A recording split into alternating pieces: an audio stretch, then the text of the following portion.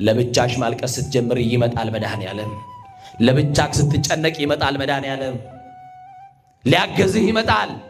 ይረዳኛል ብለህ የተማመንክበት ሰው ጀርባ ሲዞር፣ ጀርባ ሲሰጥ፣ ፊት ሲነሳ ይመጣል መድኃኔዓለም። ብዙዎች ልብሳችን መቆሸሹን አይተው ሲጸየፉን የማይጸየፈን እጆቹን ዘርግቶ የሚያቅፈን የበረከትና የምሕረት አባት መድኃኔዓለም ይመጣል።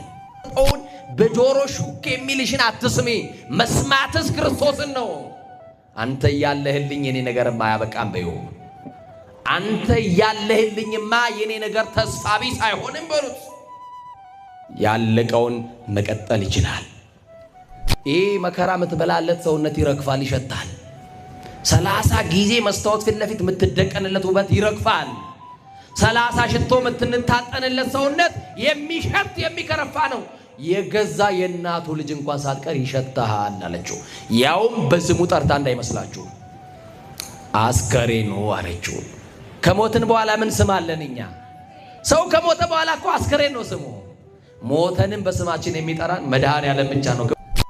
አዎ ታመህ መድኃኒት ያልገዛልህ የሞትክ ቀንማ የቀብሩ ሰዓት ስንት ሰዓት ነው እያለ እየጠየቀ ሊቀብርህ ይመጣል። ስትቸገር ያልደረሰልህ፣ ስትታመም ያልጠየቀ እመነኝ ሊቀብርህ የሚመጣ ግን ሰው አለ። ቀና ብለን አናይም እንጂ ቀባሪዎቻችን ብዙ ናቸው። አንዳንድ ጊዜ በተስፋ መቁረጥ ውስጥ እንሆንና ይሄውና ጠዋት ማታ እየሄድኩ ደጁ እያለቀስኩ እግዚአብሔር እኮ ዝም አለኝ የሚሉ ሰዎች አሉ። የበለጠውን ሊያሳይሻው ዝም ይላል። ፍቅሩን ሊገልጥልሽ ዝም ይላል። የበረታውን ነገር ሊያደርግልሽ የአባትነት ፍቅሩን ሊገልጽልሽ ዝም ይላል። ዝም የሚለው ከተኛህበት አልጋ ብቻ ማንስቶ ፍቅር ሊገልጽ ሳይሆን ከተቀበርንበት መቃብር አውጥቶ ፍቅሩን ሊገልጽልን ይፈልጋል መድኃኔዓለም።